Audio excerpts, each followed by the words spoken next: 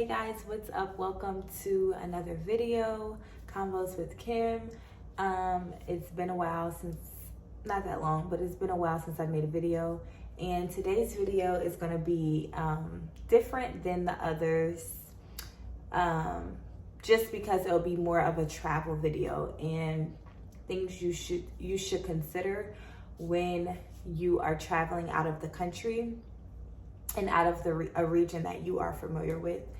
And this idea came from my recent trip. I recently traveled to Costa Rica, and I'll be composing that vlog soon. I just needed a mental break. Like, a lot's happening. So I had to prioritize what I focused on, but I will be doing a travel vlog with Costa Rica. Anyways, yeah, this video idea came from just that vacation, and I was just like, if I'm thinking these things, I know there's other people out there who may be curious or thinking the same thing. So I just wanted to make a video about it, of course. So if you see me looking down, my notebook is right here, and I just have my 4 points that I'm going to share. I'm sure there are more points, but I'm going to just focus on these 4 points. First, when you travel to another country, it's important to understand that you are not in your country. You are in their country. They have rules, they have ways of life, and it is how they operate every day, right? It has been working for them. So it's important to be open-minded when you are traveling to these countries. So first, let me go back. I'm gonna share the 4 points, and then I'm going to break each of them down. So the first point is culture and language. Consider culture, language, consider food, consider, number 2 is food, and then number 3 is consider transportation, the cars that they use, what they use to get around, as well as number 4, which is consider the terrain and the geographic makeup of the country you are visiting. So first, I'm going to talk about the culture and the language. Each country has their own culture. Here in America, we have a culture. Just anywhere in the world, there's a culture, right? Each place has their culture. And for me, and this is all just my perspective, by the way. Like, these are just things that I kind of noticed and thought that I would share, and things I picked up on. But I think it's important to learn the culture of the place that you're going to the most that you possibly can. And learn it so that you are able to just be able to speak with the locals and, kind of adjust or accustom yourself to the way of living that the locals are living, how they're living. And the reason I say that is because, again, you're in their country. So and this is going to transition into language. When you go to another country that doesn't speak your primary language, which most for me is English, right? You can't go there demanding that they know and speak English because that's what you're familiar with. You're in their country, you're in their area, you're embedded in their culture. So it's important to learn the culture of the region you're going to, the country you're going to. So that way, not only do you know it, so that communication is better, right? So that you're able to really understand why things happen and why do they say things or whatever it may be. And also for me, I think that it's a sign of respect. You've taken time to understand this country's culture. You've taken time to understand their language. I'm not saying be fluent. Probably likely you won't be fluent on your first trip there, but at least take efforts to understanding the culture. Okay, the people here, they do this certain type of way. We don't do that here. Okay, that will be an adjustment. They speak this language. We don't speak that language. So just small things like that to consider when traveling to another country. I've seen people, Americans, let's be real, go to countries and they're very demanding, like, do you not understand me? And and it's like, no, just how you don't understand them, they don't understand you, and you are in their country. So just take initiative and try to get familiar with the culture and the language of wherever you are traveling to, so that your travel, your vacation, your trip, whatever, can be more seamless when it comes to communication, because you will be communicating obviously during different things, excursions. Maybe you're staying at an Airbnb, maybe you're ordering food. It helps. It really does help. So that's point number one. Point number one, consider the language and the culture of the place you are visiting and do your research. Point number two is the food. So this is something that many people know, that when you travel to certain places, the food may be different than what you are used to and what you are accustomed to. And it's important to not, I'm trying to think of the word. I can't really think of it, but just because I can't, it's important not to try to degrade the food or talk down on the culture of the food and wherever you're visiting, because that's their culture, right? That's what they eat. It works for them. They are fine. They are healthy. They are continuing to eat it. They're feeding their children. Their children are feeding their children. It's theirs, right? But it's also important to recognize that there will be differences in diets when you go to other countries. And for me, this most recent trip, y'all, I was like going through it. And it's interesting because my stomach, and I don't think it's this particular place I went to, because I noticed here, even in the States, as my body's like maturing and going through different phases, certain food that I used to can eat, I cannot eat anymore. So part of me feel like it's just that, like my body's going through different changes.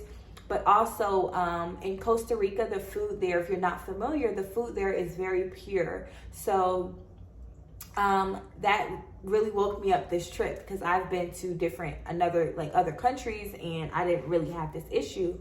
But in Costa Rica, I was like, ooh, I need to reconsider what I'm eating in the States, because I know this is real authentic. This is how it should taste. But my body is so used to the sugary foods and the fatty foods and stuff like that. So much so that when I had like natural juices, and I have juices here, but I don't know, it's their fruit there is just like impeccable. It's amazing. But I had like fruit juices. I'm sorry, I keep looking out the window. My window's right here and there's just a lot going on. So I had fruit juices. I had like a carrot cake, y'all. And I was expecting this carrot cake to be like super duper sweet. It wasn't, but it wasn't nasty. It was, I believe, how a carrot cake should taste. And it wasn't bland, if that makes sense. It wasn't bland and it wasn't too sweet. It was just like a cake, if that even makes sense. But I say all that to say, like, be gracious with your body as it is learning and taking in this new food. I'm not a very picky eater at all. I never really have been. So I'm really open to trying different things and new things, but I have to remember to understand, my body is still processing it and still trying to say, okay, what is this? And your body may reject certain foods that you eat in these different countries. Your body may love some of these foods that you eat in these different countries. It all depends, but I say all that to just say, be gracious with your body and be open to trying different foods, be open to trying things outside of your norm. I think that's so fun when traveling to other countries, and I'm always like, okay, what do they have here that we don't have back in the States? And I had some orange juice, y'all, in Costa Rica. In my 26 years of life, I've never had orange juice that tastes so good. It was so good. It was so pure. It was literally like they squeezed the orange juice and put it in the cup. It was amazing. It was so good. So yeah, just food is another thing. Consider the food where you're going.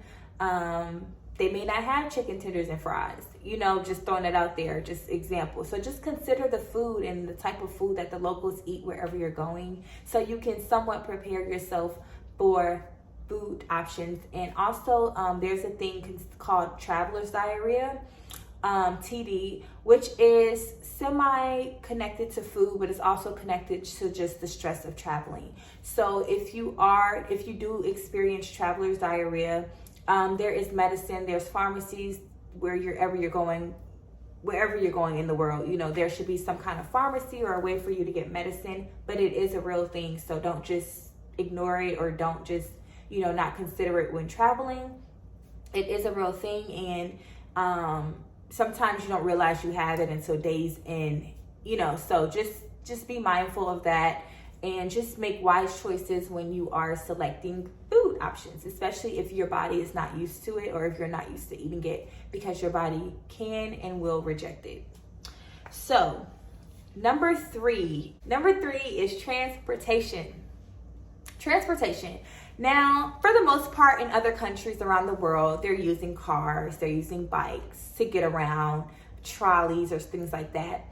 But it is important to consider the kind of cars they're using. Sometimes they're not using what we would consider the highest quality of SUVs or cars or things like that to get around. And the reason this bullet point made it to my fore is because recently in my trip to Costa Rica, and this will go into number, I put these together how I did for a reason so they can roll over to the next point. So if I say something in this one and I repeat it in the fourth bullet point, just bear with me. So I noticed the cars there, they're built for the terrain and the geographical makeup of the country, which makes sense, obviously. But it's important to just, be mindful, especially if you're traveling with children, that, the seating may be different or the car may be different. It's still going to get you where you need to go. It's still going to be safe and suitable, of course, because the people have to drive in the country. But just consider those things. And for me, like that was really, I guess I could have put these all in one, but I really wanted to talk about the terrain and, transportation. No, I remember. So the reason this made it to my list, another reason this made it to my list is because transportation and the routes of the locals, y'all. So my recent trip, of course I keep referring to my recent trip because that's what this video even spiraled from. On the way from the airport, so I had transportation from the airport. And then I rode back on the way back to the airport to go back to the States. I rode in my brother's rental car. So I have two different experiences I'm going to share. So I was picked up from the airport from the transportation that was selected by our Airbnb host. And we knew it was approximately an hour drive from the airport to our Airbnb house.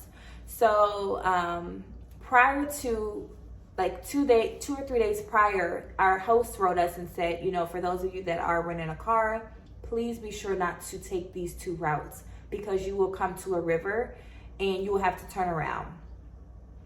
So we were like, okay, we're not going that way. Everybody's like, we're not going that way. We were making jokes like, okay, we're not trying to end up in the river. So we didn't know the locals take that way. I'm being driven by a local, obviously, picking me up from the airport, taking me to the Airbnb. So I guess it wasn't really, like, it didn't really sit, like, it didn't make sense, but it didn't register to me. And I also was experiencing like a really bad case of like car sick. I was becoming very nauseous, which I'm going to talk about in terrain and geographical makeup of a country. I was really not there. Like, I was just like, please get me to this house. Like, if I'm in this car any longer, I'm going to throw up. So I wasn't really thinking about what's around me or anything like that. I was just in a car with my mom and we were just trying to get to the house. So we come to this body of water, and I don't do this every day. Like, I don't drive, I don't know about y'all, but I don't drive through bodies of water every day to get to where I'm going. No offense to those that do, but I just don't. So it just caught me off guard. So, I'm just kind of leaning on the window, just trying to, like, keep myself up and awake in there. And I look out the window and I see, like, it wasn't as big as I thought or as deep. The water wasn't as deep as I thought, but I did not know that. For someone who is not used to this, it looks like I was going through a river, literally a river. And come to find out, it's not really a river. It's like a creek, but I can see why she said a river. Confusing, I know. But we were driving. So we would come up on this thing, and then I'm like, me and my mom, like, what's happening? Like, what are you doing to the driver? And he's just smiling, looking back. And I'm like, oh my God, like, I'm thinking the worst, obviously. I'm like, we're going to lose our life probably. Like, wow, this is how it's ending, because I didn't see any rocks. I didn't see any bottom. I just saw straight water, brown water, and it looked pretty deep. So I noticed he went around the water to his best of ability, because if you would have gone through it, I don't know what would have happened. Don't want to know, don't care. But he went around it, and once it began to register, oh shoot, this is the lake that she was talking about. So yeah, that's the way the locals take. They do it every day as we were going throughout the days and using different transportation to get to our excursions. I noticed, okay, so by day 2, I was already familiar. This is the big body of water we went through. This is how they get to where they're going. So it was that one, and then it was another one. And when the second one, I can actually see the rocks at the bottom. It looked like probably like a little flood of water, like not that much water. So it was just a lot to take in addition to being car sick. It was just a lot, but I also realized later on that that's how they get around. And I think our driver became a little frustrated because we were so like antsy and worried and scared, which no one was wrong. Like, he wasn't wrong for feeling how he was feeling. We weren't wrong for being scared, because we don't do that every day. Like, that's not the norm for us. But it's important to realize that this is how they drive. This is the route they take. This water didn't just get here yesterday. It's been here for probably centuries, decades, I don't know, a long time, and it works. So just being open-minded. Now, I'm not saying if you're a person's like, let's go through the lake, this how, but just be open-minded to the different ways of getting to where they're going. And that way apparently was shorter, even though it meant going through some water to get there. So it works. It was working for them. And just be open-minded to different ways of getting places. And yeah, so that's number 3, transportation. And number 4 is going to go into this kind of similar. Number 4 is the terrain. Y'all, I don't want to ruin it, but Costa Rica is probably at the top of the list of places with the most potholes and rugged terrain I've ever experienced, or there probably is in the world. Like, 10 minutes into our drive from the airport to the house, I was like, Lord, take me. Like, this is too much. Like, I really don't, like, I was shocked at myself because I'm typically good in cars. Like, I don't have car sick, even long routes. Like, I'm good. But I was going through it. Like, I literally was going through it. I was trying to avoid being in a car for long periods of time while I was there, because I just instantly felt sick. So just be prepared that, the terrain may not be what you're used to. It may not be very smooth. There may be a lot of potholes. There may be a lot of turning and twisting. However, the cars that you are driving in, whether it's a rental car, whether it's a transportation vehicle, they are built for the terrain. So just keep that in mind and know that you are safe. You are in good hands. Just drive like normal, but also be very, very cautious of the terrain of where you're going. And another point, I'm gonna come back to this, but when we dropped off the rental car for my brother, the day of our return, the first thing the guy said, literally the first thing that came out his mouth when we got out the car was, "Did you all get a flat tire?" And that just goes to show how the terrain is, in this country. Like, it's common. The guy said it's so common. So just really consider that. If it's not nothing too big, but I mean, if you're going to be going places, which more than likely you are, just consider the terrain of where you're going and like the geographical makeup. When we were going to one excursion, it was like 2 hours away. We were in the jungle. Like, it was straight jungle. He warned us for 10 miles, there's not going to be any restrooms. 10 miles, it's going to be very rugged roads. Like, this is what it is. And we're like, okay. So I asked him to stop beforehand so I can kind of prepare myself. Get some Sprite, because I knew like it would happen. I still wasn't well from the day before. So just do the best you can to prepare yourself for where you are going. Of course, you can't prepare yourself for everything. Some things just happen. It's part of life, but you can try your best to prepare yourself as best as you can. Familiarize yourself with the region you're going to, the country you're going to, and just make your trip more seamless. Yeah, so I just wanted to share those 4 points. Of course, there's more points. I'm going to try to incorporate more travel into my channel. And I'll be giving more details later on the line of how that's going to happen. I won't share how yet, but that will be happening.